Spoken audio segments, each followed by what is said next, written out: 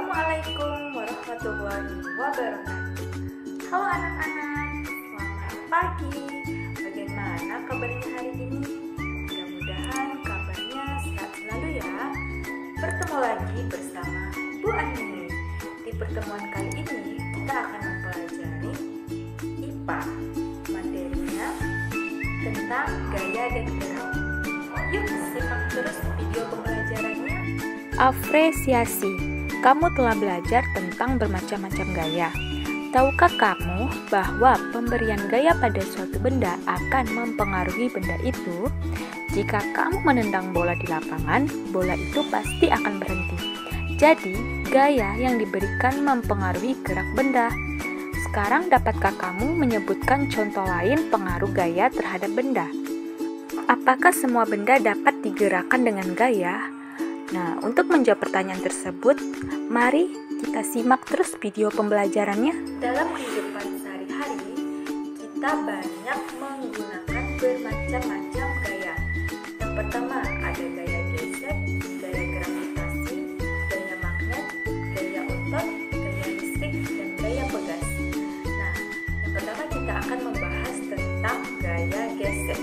Yang pertama, kita akan membahas tentang gaya gesek. Gaya gesek adalah gaya yang ditimbulkan akibat permukaan dua benda yang saling bersentuhan.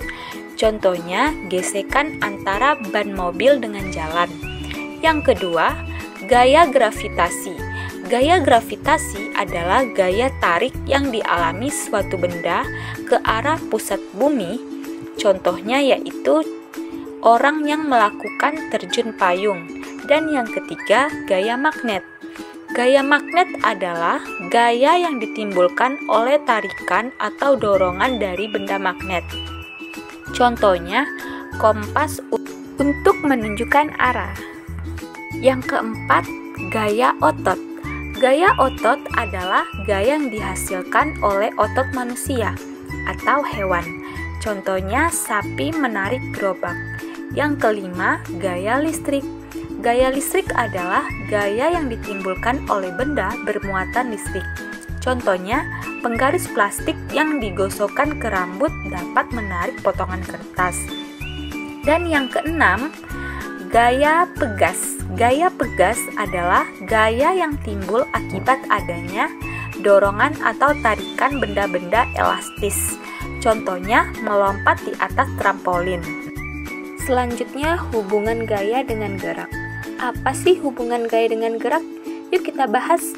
Yang pertama, gaya dapat memberikan pengaruh terhadap gerak benda, antara lain mempercepat, memperlambat, menghentikan, atau mengubah arah gerak benda. Yang kedua, gaya yang dapat mempengaruhi gerak benda dibagi menjadi 3. Yang pertama, gaya otot, gaya pegas, gaya mesin. Yang pertama kita akan membahas tentang gaya otot.